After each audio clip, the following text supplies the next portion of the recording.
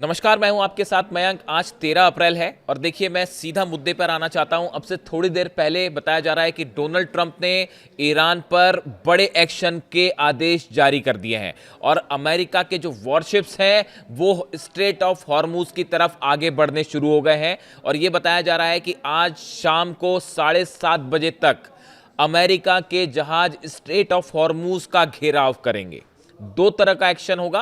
पहली बात, जो अमेरिका कह रहा है कि जो जहाज हैं वो स्ट्रेट ऑफ हॉर्मूज की तरफ आगे बढ़ रहे हैं और वहां से जितने निकलने वाले जहाज हैं, ईरान जिन जहाज़ों को निकलने दे रहा है उन सब का ब्लॉकेट किया जाएगा, यानी स्ट्रेट ऑफ हॉर्मूज से किसी भी जहाज को निकलने नहीं दिया जाएगा। ये डोनाल्ड ट्रंप का और अमेरिका का प्लान है। दूसरा प्लान ये है, डोनाल्ड ट्रंप ने एक बार फिर ईरान पर हमले के आदेश दे दिए हैं और बताया ये जा रहा है कि जो हॉर्मूज से जुड़े द्वीप हैं, जो कोस्टल इलाके हैं, एक बार फिर यहां पर बड़ी बमबारी आज रात से ही देखने को मिल सकती है। इस बात के लिए ईरान पूरी तरह से तैयार है। ईरान ने अपनी एलीट फोर्सेस को स्ट्रेट ऑफ हॉर्मूज में तैनात कर दिया है। यह खबर आपने देखी होगी। ईरान ने अपनी जो सबसे खतरनाक, सबसे घातक फोर्स मानी जाती है एलीट फोर्स, इसको वहां पर तैनात कर दिया है। इसके साथ ही अगर हम बात करें, माइंस पहले से बिछी हुई है जिसकी वजह से अमेरिका मुश्किल में है। माइंस बिछी हुई है। ईरान की कई सैकड़ों की संख्या में जो छोटी बोट्स हैं वो भी वहां पर तैनात हैं। ईरान की सबमरीन, देखिए काफी सारे जहाज ईरान के तबाह हुए हैं लेकिन सबमरीन अभी भी इंटैक्ट है और सबमरीन से टॉर्पीडो से बड़ा हमला हो सकता है अमेरिका के जहाजों पर। इसके अलावा अबू मेहदी जो मिसाइल है, जिसके बारे में मैं पहले ही बता चुका हूं आपको, एंटीशिप मिसाइल है, वो अमेरिका के इन जहाजों का स्वागत करने के लिए तैयार है और वो जबरदस्त स्वागत होगा। तो यानी देखिए, माइंस हैं, बोट्स हैं, सबमरीन्स हैं और अबू मेहदी मिसाइल है। ये 4 स्तर पर और एलीट फोर्स लगा दी है। बताया जा रहा है कि करीब 1 से 1.5 लाख सैनिक स्पेशली इस मिशन को रोकने के लिए स्ट्रेट ऑफ हॉर्मूज में तैनात कर दिए गए। यानी ईरान ने अपनी तरफ से पूरी तैयारी कर ली है। देखिए, अब ये बताया जा रहा है कि ये संभव है कि अगले कुछ दिनों के अंदर हॉर्मूज में एक आमने सामने की सीधी जंग देखने को मिल सकती है और अमेरिका की जहाज़ों से भारी बमबारी हो सकती है हॉर्मूज में और सामने ईरान की तरफ से बड़ा पलटवार हो सकता है। यानी अब ये पूरा मामला हॉर्मूज पर आके रुक गया है। देखिए, मैंने आपको पहले ही कहा था, आपने मेरे वीडियो देखे होंगे, मैंने आपको पहले ही कहा था ये जो बातचीत इस्लामाबाद में हो रही है इसका कोई मतलब नहीं निकलेगा और ये एक बड़ा धोखा साबित हो रही है। देखिए, जो खबरें निकल के आई हैं आपने कई जगह पढ़ी होगी। कुछ चीज़ें मैं आपको बताना चाहता हूं जो मैं समझ पाया हूं, बेहद हैरान करने वाली। आप जानते हैं आपने एक खबर देखी होगी कि जिस समय इस्लामाबाद में टॉक्स चल रही थी, अब्बास अरागची साहब और कलीबाफ जो हैं वो बातचीत कर रहे थे डेलीगेशन से अमेरिका के, उसी समय अमेरिका के 2 जहाज स्ट्रेट ऑफ हॉर्मूज की तरफ आगे बढ़ने लगे। कौन से 2 जहाज बढ़ने लगे? एक था पहला यूएसएस फ्रैंकी पीटरसन और यूएसएस माइकल मर्फी। ये 2 जहाज बढ़ते हैं स्ट्रेट ऑफ हॉर्मूज की तरफ, ईरान की तरफ बढ़ने लगते हैं, जिसके बाद ईरान की सेना ने, नेवी ने इन्हें वार्निंग दी कि अगर आप आगे बढ़ेंगे तो आपको तबाह कर दिया जाएगा, आपको डिस्ट्रॉय कर दिया जाएगा। ये वार्निंग ईरान की सेना से आई। उसके बाद करीब आधे घंटे तक बेहद तनावपूर्ण हालात बने रहे स्ट्रेट ऑफ, बातचीत चल रही है इस्लामाबाद में और जहाज यहां से अमेरिका के आगे बढ़ने शुरू हो गए थे। लेकिन ईरान की नेवी की खतरनाक वार्निंग के बाद, एग्रेसिव स्टैंड के बाद इन दोनों जहाजों को वापस लौटना पड़ा। अब देखिए, इसको लेकर बयान क्या आया। इसको लेकर बयान ये आया है, जो सेंटकॉम के कमांडर हैं एडमिरल ब्रैड कूपर ने कहा कि हमने एक नया रास्ता बनाने की प्रक्रिया शुरू कर दी है और जल्द ही हम इस सुरक्षित रास्ते को समुद्री उद्योग के साथ साझा करेंगे। यानी देखिए, उन्होंने इस तरह का बयान दिया कि ये यहाँ से जो है माइंस हटाने की कोशिश शुरू हो चुकी है। इस तरह का बयान अमेरिका की तरफ से आने लग गए थे। ये खबरें चलने लग गई थी कब? जब बातचीत हो रही है उसी के बीच में ये जो दोनों जहाज हैं, यूएसएस फ्रैंकी पीटरसन और माइकल मर्फी, ये माइंस हटाने वाले जहाज नहीं है, ये जंगी जहाज हैं जिनका इस्तेमाल बड़े हमलों में, बड़े अटैक्स में किया जाता है। ये वॉरशिप्स हैं, समझिए आप इस बात को। ये माइंस वाइंस हटाने वाली कोशिश नहीं थी। जो मुझे बात समझ में आ रही है कि बातचीत के दौरान हॉर्मूज में बड़े हमले का प्लान तैयार था। समझे आप इस बात को? भयंकर धोखा होने वाला था ईरान से, लेकिन ईरान की सेना तैयार थी इस बात को। लेकिन देखिए ईरान की सेना इस बात के लिए पूरी तरह से तैयार थी कि किसी भी तरह से बातचीत के दौरान अगर कोई हमले की कोशिश होती है तो उसे नाकाम किया जाएगा। ईरान के नए सुप्रीम लीडर मुस्तफा खामेनी इस बात को पहले से ही आदेश दे चुके थे अपनी सेना को कि बड़ी जंग के लिए तैयार रहिए और अमेरिका धोखा करेगा। बिल्कुल उसी लाइन पर जो line supreme leader Ali Khamenei साहब ने तय कर रखी थी, तो ईरान की सेना तैयार थी। तो ये जो हमले की कोशिश थी स्ट्रेट ऑफ हॉर्मुज में, यहां कब्जे की कोशिश थी, ये फेल हो गई। बात नंबर 1। बात नंबर 2, जो बेहद हैरान करने वाली खबरें सामने आई हैं, मतलब इससे ज्यादा आश्चर्यजनक बात कोई नहीं हो सकती। इस तरह की भी खबरें आई कि अगर बातचीत फेल हो जाती है तो ईरान का जो डेलीगेशन आया था उनको बंधक बना लिया जाए या उन पर हमला कर दिया जाए। इस तरह की खबरें अचानक वायरल हुई और यह मामला इतना गंभीर हो गया था कि ईरान के विदेश मंत्रालय के प्रवक्ता जो है इस्माइल बघाई साहब, उनको जो है स्टेटमेंट देना पड़ा इसको लेकर। 5 जहाज पहुंचे ईरान के इस्लामाबाद। 3 की खबर आपको है, 2 बताया जाता है बाद में और भेजे गए। ईरान इस बात के लिए तैयार था कि हो सकता है हमारे डेलीगेशन पर हमला हो सकता है, अब्बास अराक्ची साहब को खतरा हो सकता है। ईरान ने फटाफट अपने प्लेन भेजे। यानी आप देखिए कितने बड़े इस पूरे बातचीत के पीछे ऐसी ऐसी चीजें हो रही थी जो कोई सोच नहीं सकता। इन हालात में कैसे बातचीत हो सकती है और कैसे समझौता हो सकता है, आप खुद सोचिए। इसीलिए मैं पहले दिन से कह रहा था, मेरे बड़े सारे मित्र जो हैं उन्होंने इस तरह की बात कही कि हो सकता है कि समझौता हो जाए या कोई बड़ा अचीवमेंट हो जाए। कुछ नहीं होने वाला, ये पहले से तय था। देखिए खबरें इस तरह की भी आई कि अमेरिका संपत्ति जो है वो रिलीज कर देगा। अंततः क्या हुआ, वो बात गलत साबित हो गई। तो जब भी ईरान की बात होए अमेरिका से या इजराइल से किसी तरह की कोई खबर आए तो आपको इंतजार करना पड़ेगा, क्योंकि जो सच्चाई है वो कुछ समय बाद निकल के आती है। ये दोनों घटनाएं बता रही हैं, ये दोनों वॉरशिप्स का आगे बढ़ना, पीटरसन का और माइकल मर्फी का, ये हमले के लिए आगे बढ़े थे। ये माइंस माइंस निकालने वाले शिप्स नहीं थे। और माइंस निकालने का जहां तक सवाल है, जो समुद्र में बारूदी सुरंगें बिछी हुई हैं हॉर्मुज में, अगर उनको निकालने की कोशिश आज शुरू की जाएगी उसमें महीनों लग जाएंगे। और किसी तरह का ग्राउंड ऑपरेशन अमेरिका करता है तो बताया जा रहा है कि हॉर्मुज में अगर आपको कब्जा करना है उसके लिए अमेरिका को 2 लाख सैनिकों की जरूरत पड़ेगी और 1.5-2 साल तक ये ऑपरेशन जंग चल सकती है और उसमें पता नहीं कितने हजारों सैनिक अमेरिका के मारे जाएंगे।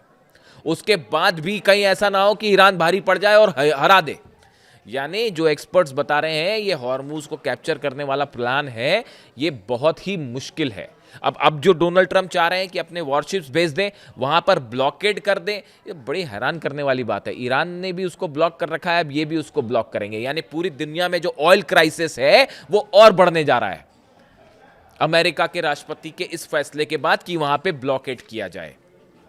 बेहद ही इस स्थिति ऐसी बन जाएगी कि अब क्या ही बताया जाए। अब देखिए इसके अलावा जो है 2 खबरें और हैं। एक अहम खबर यह है कि ईरान के जो प्रेसिडेंट हैं पेजेश्कियान साहब, उन्होंने व्लादिमीर पुतिन से बात की है फ़ोन पर और उसके बाद पुतिन ने इस तरह के इंडिकेशन दिए हैं कि हम मध्यस्थता भी कर सकते हैं इस मामले को सुलझाने में। यानी अब रूस की एक नई एंट्री दिखाई दे रही है जो कि अमेरिका के मुकाबले साधारण तौर पे अगर दोनों पक्ष इस बात को स्वीकार करते हैं तो अब देखिए वर्ल्ड ऑर्डर शायद चेंज होना इसी को कहते हैं कि अब जो है रूस की अहमियत, कि अमेरिका तो वॉर नहीं रोक पा रहा, अब रूस कोशिश करके देख सकता है। चीन के हथियारों वाली खबर आपको पता ही है, जिसमें डोनाल्ड ट्रंप तिलमिलाए हुए हैं कि कहीं चीन के हथियार आ जाए, मिसाइल्स आ जाए और एंटी डिफेंस सिस्टम आ जाए, मिसाइल डिफेंस सिस्टम आ जाए, एयरक्राफ्ट डिफेंस सिस्टम आ जाए तो फिर क्या होगा। यानी चीन और रूस दोनों की भूमिका मिडिल ईस्ट में पहले के मुकाबले कहीं ज़्यादा अहम होने जा रही है। इसके अलावा नेटो की भी एंट्री है। नेटो अमेरिका की तरफ से और इजराइल की तरफ से, दोनों की तरफ से कोशिश हो रही है कि किसी तरह से नेटो को इस मामले में शामिल किया जाए, क्योंकि अकेले तो कुछ नहीं कर पा रहे।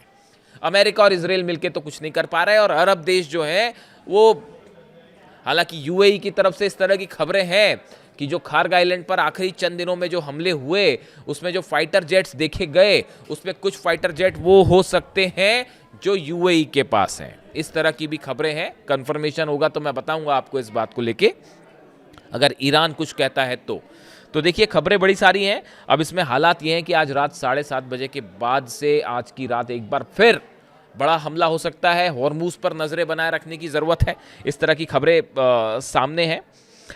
देखिए, इसके अलावा मैं एक मुद्दे पर और आपसे बात करना चाहता हूँ। देखिए, कल ईरान हाउस में, जो नई दिल्ली में है ईरान हाउस, वहाँ पर अली खामेनी साहब को श्रद्धांजलि देने के लिए एक सभा का आयोजन हुआ था और उस सभा में मुझे भी इनवाइट किया गया था। मैं गया उस सभा में। देखिए, वहाँ पे मैंने कई चीज़ें नोटिस की, मैं चाहता हूँ कि आपके साथ शेयर करूँ उसको। देखिए, वहाँ पे बड़े सारे बच्चे मौजूद थे। वहाँ पे अपने कार्यक्रम हो रहा था सभा में और तमाम लोग अपनी स्पीचेस दे रहे थे, लेकिन मेरी नज़रें वहाँ पे जो है बच्चों पे थी। वहाँ पे हर उम्र के बच्चे थे। तो मैंने वहाँ पर कुछ बच्चों से बातचीत की और मैंने उन्हें ये कहा भी था कि मैं कोशिश करूँगा बेटा कि वीडियो में आपका जिक्र भी करूँ। देखिए, वहाँ पर मैंने एक बच्चे से मेरी मुलाकात हुई जो अली खामेनी साहब की फ़ोटो लेकर पूरे 3 घंटे तक जो प्रोग्राम चला, वो बच्चा छोटा सा बच्चा था, मेरे ख्याल से 8 साल का होगा। वो पूरे 3 घंटे तक अली खामेनी साहब की फ़ोटो हाथ में लेकर वहाँ खड़ा रहा पूरे प्रोग्राम के दौरान। उसके फादर जो थे, पिता जो उनके बगल में बैठे हुए थे और साधारण सी बात है कि अली खामेनी साहब का जब जिक्र हो रहा था सभा में, श्रद्धांजलि सभा थी, तो वहाँ पे हर शख्स की आंख में आंसू थे, हर शख्स की आंख नम थी। तो उस बच्चे के पिता भावुक होते थे जब भी, और वो बुरी तरह से रो पड़े।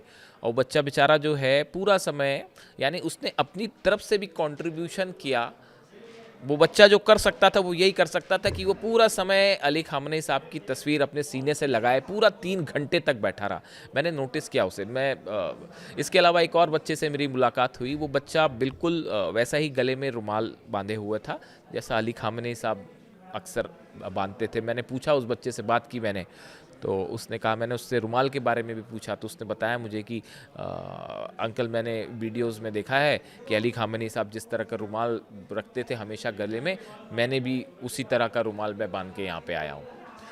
एक बच्चे से मेरी बात हुई। मैं नोटिस कर रहा था उस बच्चे को, जितनी बार मंच से नारे लगे लब्बैक या हुसैन या खामेनी साहब जिंदाबाद के जब नारे लगते थे, तो वो छोटा सा बच्चा, शायद उसकी उम्र तो और भी कम होगी, 6 साल का ही होगा, वो पूरी ताकत से अपनी आवाज़ में चिल्लाता था कि लब्बैक या हुसैन या ईरान जिंदाबाद या अली खामेनी साहब जिंदाबाद, हिंदुस्तान जिंदाबाद। वो नारे लगातार वो लगाता रहा। देखिए, वहाँ पर ईरान हाउस में जो 168 बच्चियाँ मिनाब में शहीद हुई, उन सब की तस्वीरें भी वहाँ लगी हुई थी और वहाँ पर एक बैग भी रखा हुआ था उस बच्ची को याद करते हुए जिन पर हमला हुआ, और उसके बाद उनके खून से सने हुए बैग थे वहाँ पर। ऐसे ही उनकी याद में एक बैग भी वहाँ रखा हुआ था।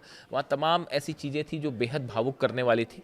लेकिन मैं एक बात कहना चाह रहा हूँ, वहाँ मैंने देखा कि वहाँ जितने लोग थे कल, सबकी आंखों में आंसू थे, सबकी आंखें नम थी, सब बेहद इमोशनल थे अली खामेनी साहब की शहादत को लेकर।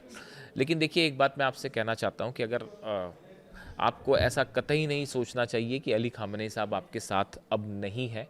देखिए, जो मेरा सोचना है कि ये जितने बच्चे हैं, इन बच्चों के चेहरों पर जब भी मुस्कान आएगी तो उस मुस्कान में आपको अली खामेनी साहब दिखाई देंगे, आपको अली खामेनी साहब याद आएंगे। जो छोटी छोटी बच्चियां हैं, देखिए, उनकी बच्चियों की आप खुशी देखिए, जब भी वो हंसेंगी, मुस्कुराएंगी, तो आपको वो पल याद आएंगे जब अली खामेनी साहब छोटी बच्चियों से मिलते थे, उनको गले लगा लेते थे। उन बच्चियों की खुशी में भी आपको अली खामेनी साहब याद आएंगे। आप देखिए, वहाँ पे मैंने देखा कि हज़ारों बहनें थीं जो कि रो रही थीं। उनके आंसू, उनका हर आंसू जो है वो अली खामेनी साहब को आपको अपने बीच महसूस करवाएगा। जो युवा थे वहाँ पे, जो आक्रोश में नारे लगा रहे थे लब्बैक या हुसैन के, उनके आक्रोश में अली खामेनी साहब जिंदा है। आप देखिए, ये मेरी व्यक्तिगत राय है कि ये जो अनुभूति है, ये जो फीलिंग है, ये हमेशा सबके साथ में रहेगी। चाहे बच्चे हों, चाहे युवा हों, चाहे बुजुर्ग हों, चाहे महिलाएं हों, ये सब कभी जो है उनको कभी नहीं भूल पाएंगी। और उनकी इस हंसी में, उनके इस आंसू में, उनके इस आक्रोश में, सब में अली खामेनी साहब हमेशा हम सबके साथ मौजूद रहेंगे। तो आप ऐसा कतई ना सोचें कि वो अब आपके बीच नहीं है। इसके अलावा देखिए, एक और मैंने बड़ी अच्छी बात नोटिस की वहाँ पे।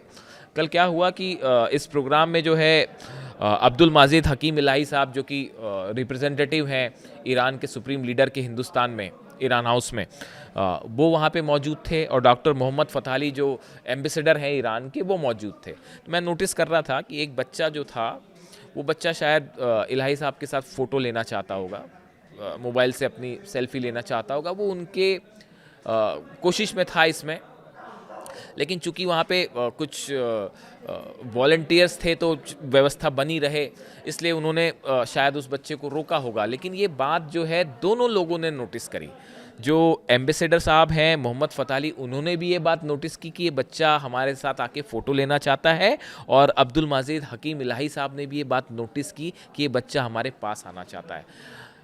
दोनों ही ने उस बच्चे को अपने पास बुलाया और इलाही साहब ने भी अपने साथ उसको फ़ोटो खिंचवाई, और एम्बेसडर जो है फ़तह अली साहब, उन्होंने भी अपने साथ फ़ोटो खिंचवाई।